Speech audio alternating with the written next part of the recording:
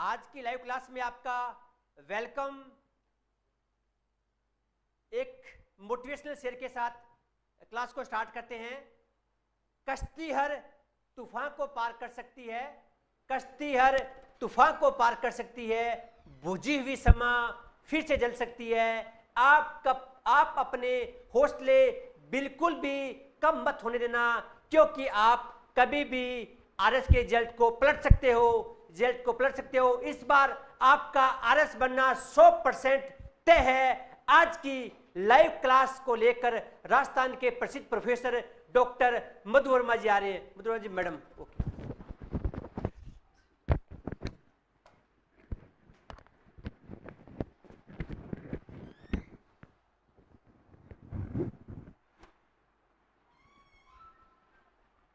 नमस्कार।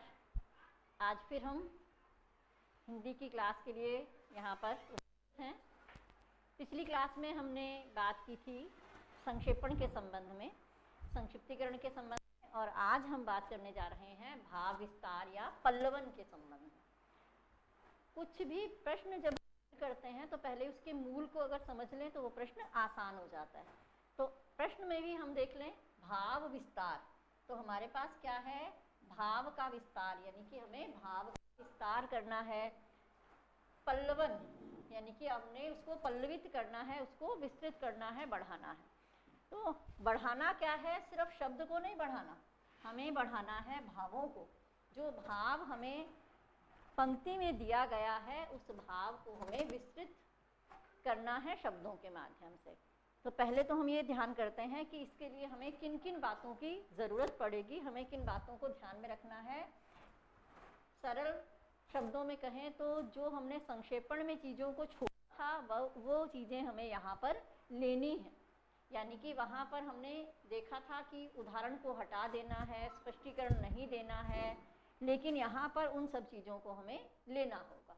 तो सबसे पहले ये हम करें, उससे पहले हमें करना क्या है, प्रत्येक शब्द को समझ करके पहले हमें उसके अर्थ को, जो भी पंक्ति आपको दी गई है भाव विस्तार के लिए, सबसे पहले हमें क्या करना है, उसके अर्थ को समझ लेना और वहाँ पर लेखक की जो पंक्ति है उसका भाव क्या है उसको ग्रहण करना है और फिर उसको जब हम व्याख्यायित करेंगे, उसका पल्लवन करेंगे, तो उसके लिए हमें एक रूपरेखा तैयार कर लेनी है कि किन किन बातों को हमें लेना है। फिर दूसरी बात, भाव विस्तार के लिए हमने अपने जो रूपरेखा तैयार की है उसमें किस बात का ध्यान रखना है, शब्द हमारे सरल और स्पष्ट होने चाहिए, भाषा हमारी अधिक क्लिष्ट नहीं हो, सिर्फ सरल शब्द और स्पष्ट भाषा का प्रयोग करना है। अनावश्यक बातें हमें नहीं लेनी हैं और अनावश्यक उदाहरण भी हमें वहां पर नहीं देने हैं। वाक्य में हमें अलंकारों का, रूपकों का, उपमा आदि समावेश कर लेना है अगर जरूरत है तो।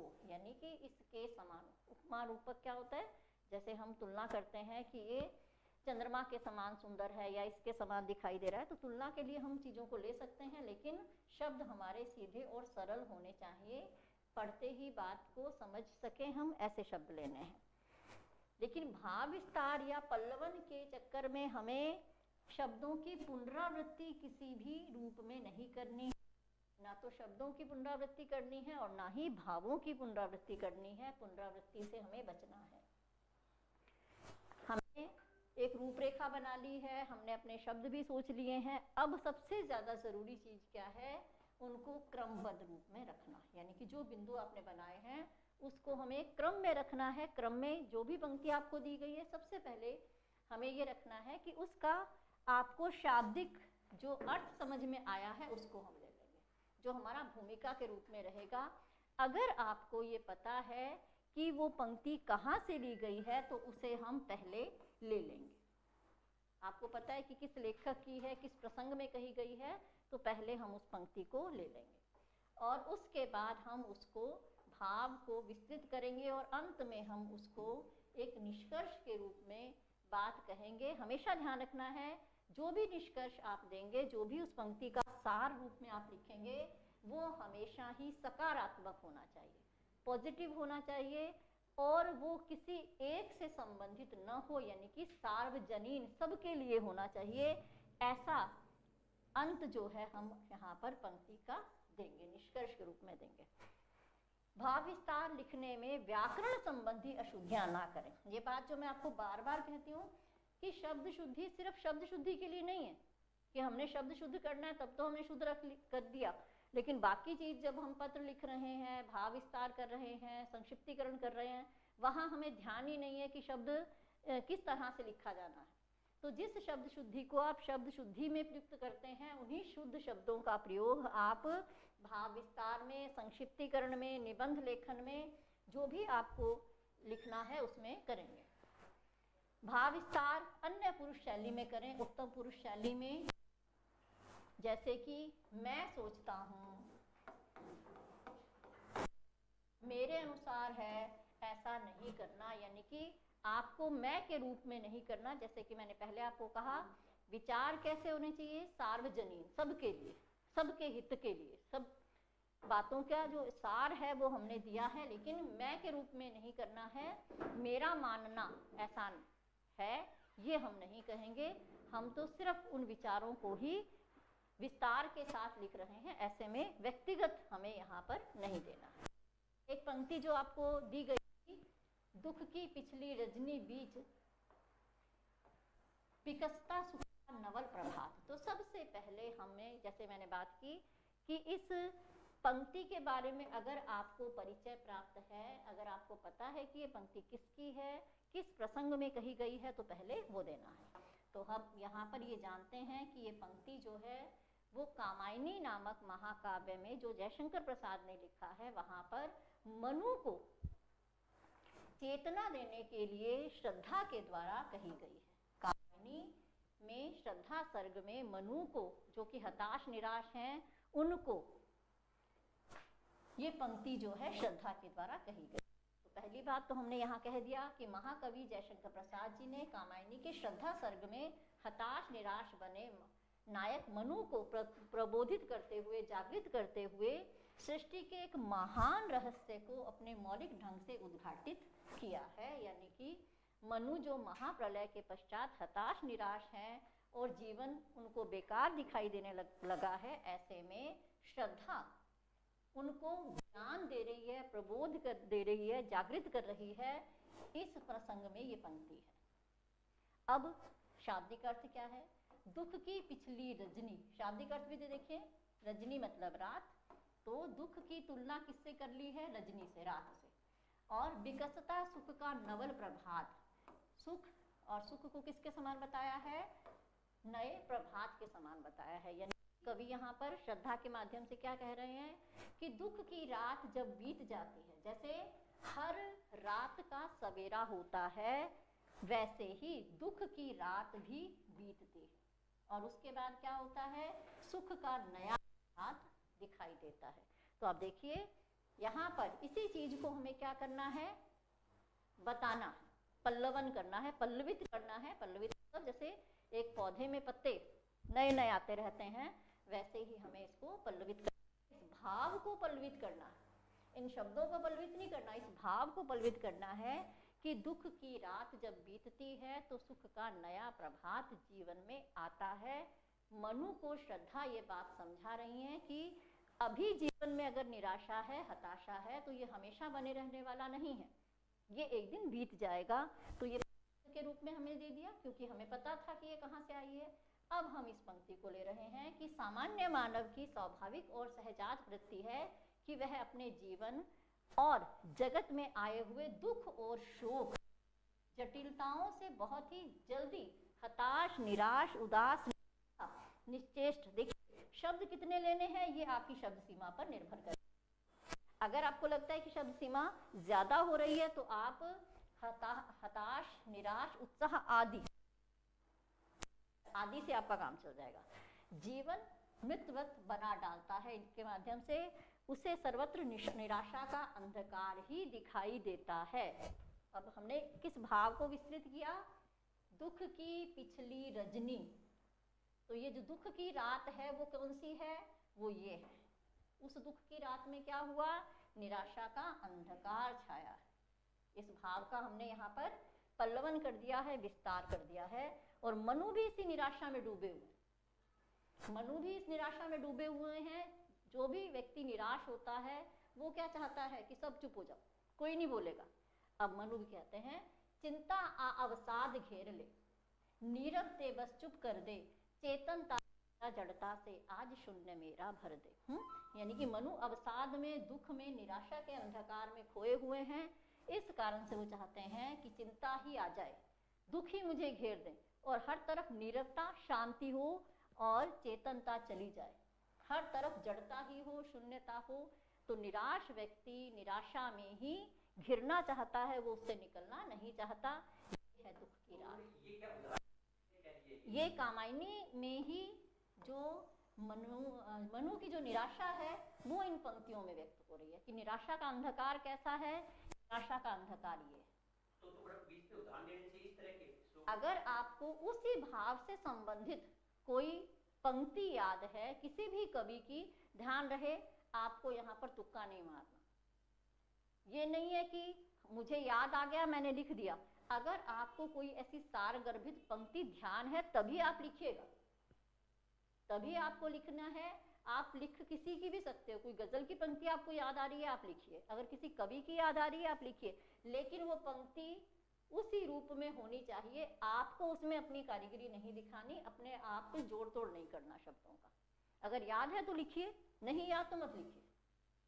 ये याद है तो मैंने लिख दी, आपको नहीं याद, अगर आपको एक भी याद है और वो भाव को व्यक्त कर रही है तो आप लिखिए। लेकिन अपनी तरफ से जोड़ करके आप ये सोचें कि कॉपी चेक करने वाले को क्या पता चलता है मैंने लिख दी, तो आप ये सोचकर बिल्कुल भी ना लिखें कि सामने वाले को नहीं पता होगा, आप कुछ भी लिखें। अगर आपको लिखनी है तो आप तथ्यात्मक लिखें।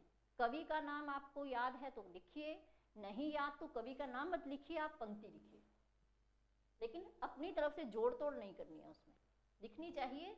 इससे क्योंकि कविता का जो एक रूप है वो यही है कि कम शब्दों में वो अधिक बात को व्यक्त करती है। तो एक पंक्ति आपके सारे भाव को व्यक्त करने की सामर्थ्य रखती है। इस कारण से ऐसी कविता की पंक्तियां जो हैं हम देते रहते हैं। एक तो उससे प्रभाव ज्यादा पड़ता है और दूसरा आपकी बात और अधिक पुष्ट हो जाती है। आपने अपने बात को तथ्य से स्पष्ट, जैसे कहते हैं ना उदाहरण देना, तो ये एक तरह से उस बात की ही पुष्टि है जो आप कह रहे हो कि दुख की रजनी। तो दुख की रजनी का प्रभाव, अंधकार का क्या प्रभाव है, उसको इस पंक्ति में हमने दे दिया है। तो मनु जो है वो भूल जाते हैं कि इस जीवन में क्या है, दिन रात, उत्थान पतन, जीवन मरण, विनाश और सृजन, ये साथ साथ चलते हैं। वैसे ही मनुष्य जीवन में सुख और दुख भी साथ ही चलते हैं, एक के अभाव में दूसरे का अस्तित्व नहीं रह जाता। इस कारण से हमें दुख से घबराना नहीं चाहिए, क्योंकि सुख के बाद दुख और दुख के बाद सुख, ये क्रम चलता रहता है। ठीक वैसे ही जैसे दिन के बाद रात होता है, उत्थान के बाद पतन है, जीवन के बाद मरण है, विनाश के बाद सृजन है। तो एक ही भाव को हमने पल्लवित किया है। तो इस कारण से श्रद्धा कहती है कि इस दुख से कैसा घबराना, इसे देख करके कैसा डरना। अब देखिए, ये तो दुख की रजनी थी। अब मनु को प्रेरित करने के लिए श्रद्धा क्या कह रही है, दुख के डर से तुम अज्ञात जटिलताओं पर अनुमान, काम से झिझक रहे हो आज भविष्य से बनकर अनजान। यानी कि तुम आज दुख में घिरे हुए हो, इस कारण से ये समझ करके कि आने जीवन में और दुख होंगे, जीवन और जटिल होगा, तुम आज प्रेम भावना से आपको दूर कर रहे हो, भविष्य से अनजान बन रहे हो और दुख से ही घिरे रहना चाहते हो, परंतु ऐसा नहीं है। पेपर में एक दो उदाहरण आप ले सकते हो, लेकिन ज्यादा लंबे चौड़े पूरी कविताएं नहीं लिखनी, फिर आपके शब्द सीमा पूरी हो जाएगी। तो आप एक एक पंक्तियों की दो जगह ले लीजिए। एक पंक्तियों का जैसे यहाँ लिया हमने, फिर यहाँ पर भी ले लिया, क्योंकि याद भी था और दूसरा कारण ये भी है कि इस भाव को ज्यादा अच्छे से व्यक्त कर पा रहे हैं हमसे। तो अगर आपको लगता है कि आपको याद भी है और आप उसको उसी भाव के अंदर ले रहे हो, उसी भाव की पंक्तियां, तो लेना चाहिए, तो ले लीजिए आप, लेकिन पूरी पूरी कविता नहीं लिखनी है। कई बार तो आप अगर पूरी अगर एक पंक्ति आपको इतनी याद आ रही है तो आप ये लिख देंगे तो भी समझ में आ जाएगा कि ये भाव आप देना चाहते हो ना। लेकिन वही बात दोबारा कह रही हूँ, अपनी तरफ को उस पंक्ति को उसके साथ छेड़छाड़ नहीं करनी है, मूल भाव को नहीं बदलना है। तो यहाँ पर देखिए यह सृष्टि, अब जो हमें दुख की रजनी थी उसकी बात कर ली, लेकिन अब क्या है, उसके बाद सवेरा होता है, उसके बाद दिन निकलता है। तो सृष्टि का आदि सनातन सत्य है, घोर काली अंधेरी रात्रि के पश्चात उजला सुनहला दीप्यमान दिनकर सूर्य किरणों के साथ दिखाई देता है। ऐसा दिन जो है हमें दिखाई देता है। और फिर दुख के पश्चात सुख कैसे नहीं आएगा, अवश्य आएगा। यह भाव ही हमारा वर्ण करने योग्य हो। यह दुख रात्रि तो यहाँ पर देखिए हमने कहा ना, रूपकों का प्रयोग कर सकते हैं, हम उपमाओं का प्रयोग कर सकते हैं। ये देखिए हमने यहाँ पर दुख रूपी रात्रि, ये क्या है, ये रूपक का प्रयोग हो गया कि हमने दुख के लिए रात्रि शब्द का प्रयोग यहाँ पर किया है ना। तो दुख रूपी रात्रि तो एक झीना सा पर्दा है जिसकी ओट में नया सुनहला सुख रूपी, फिर वही बात यहाँ सुख रूपी प्रभात अपने शरीर को छिपाए हुए है। इस झीने आवरण के हटने के पश्चात फिर हमें सूरज दिखाई देगा। इसलिए इस आवरण को हटने में कितना समय लगेगा, क्योंकि दुख दर्द ही दुख दर्द से लड़ना सिखाते हैं, संभल कर जिंदगी की राह खुद गढ़ना सिखाते हैं। वे सिखाते हैं कि हमें हकीकत में जिंदगी क्या है और अनुभव पाठशाला में हमें पढ़ना सिखाते हैं। यानी कि इस तरह से हमने ये एक सकारात्मक निष्कर्ष यहाँ पर दे दिया कि अगर दुख आता भी है तो वो बेकार नहीं है, वो दुख हमें जीवन में आगे बढ़ाना चाहता है, वो दुख हमें जीवन की हकीकत से परिचित कराता है। तो इस तरह से हमें अंत में सकारात्मक ही अंत करना है। कहीं पर भी सिर्फ अपने विचारों को लेकर के कि मैं ये नहीं लिखना कि मैं कह मेरे विचार में दुख जो है लड़ना सिखाते हैं, मेरे विचार में नहीं। जो पंक्ति आप उसका भाव विस्तार कर रहे हैं, तो इसलिए आपका विचार नहीं, इस पंक्ति का जो भाव है वो आपने यहाँ पर लिखना है। इस तरह से अगर आप करते हैं तो निश्चित रूप से आप एक क्रम बना लीजिए और बहुत अच्छा कर पाएंगे और इसमें आप अच्छे नंबर भी ले पाएंगे। विराम चिन्हों का यहाँ पर भी आपको ध्यान रखना है और उदाहरण उचित ही देने हैं, अपनी मर्जी से बेमेल उदाहरण आपको नहीं देने। तो आज के लिए इतना ही, कल हम अगली क्लास के लिए मिलेंगे। अब आप के ये 10 नंबर का, जैसे आप देख रहे हैं कि आपका 10 नंबर का आता है, अगर आप को चाहे आप पैराग्राफ में नहीं बांट रहे, सीधा लिख रहे हैं एक ही पैराग्राफ में, तो आप ध्यान ये रखेंगे पहले थोड़ा परिचयात्मक होना चाहिए, फिर पल्लवन भाव का विस्तार और फिर एक सकारात्मक निष्कर्ष के रूप में पंक्तियां लिख रहे हैं, तो आप 10 में से 8 नंबर तक इस क्वेश्चन में ले सकते हैं। लेकिन ध्यान बस ये रखना है कि शब्द शुद्धि का विशेष ध्यान रखेंगे। शब्द शुद्धि सिर्फ शब्द शुद्धि के लिए नहीं है, यहाँ पर भी ध्यान रखेंगे, विराम चिन्हों का रखेंगे और इस क्रम में लिखेंगे, तो आप इसमें 8 नंबर बड़ी आसानी से ले सकते हैं। तो आप ले सकते हैं क्या, अच्छा लिखे? 10 का इसलिए नहीं कह सकते क्योंकि उस पेपर के प्रेशर में कहीं ना कहीं हम ये गड़बड़ करते हैं कि क्रम कहीं कुछ ना कुछ ऐसी एक आधी चीज हम रह जाती है। अगर पूरा लिखे तो 10 में ला सकते हैं? 10 का तो नहीं कह सकते क्योंकि ऐसा अभी तक हुआ नहीं है कि बच्चा इतना प्रभावित, या तो ये है कि अपने भावों से वो इतना प्रभावित कर ले कि हम मजबूर हो जाए नंबर ही देने ही देने, वो बात एक अलग है। तो उसके लिए तो बहुत से कहते हैं एक्स्ट्रा ऑर्डिनरी, अगर कुछ ऐसा होगा तो दिए जा सकते हैं, लेकिन 8 तो मैं कहती हूँ कि अगर आप इस क्रम से चलेंगे तो आप ले सकते हैं, लेकिन 10 लेने के लिए आपको अपनी प्रतिभा भी दिखानी पड़ेगी ज्ञान के साथ साथ। ठीक है, आज के लिए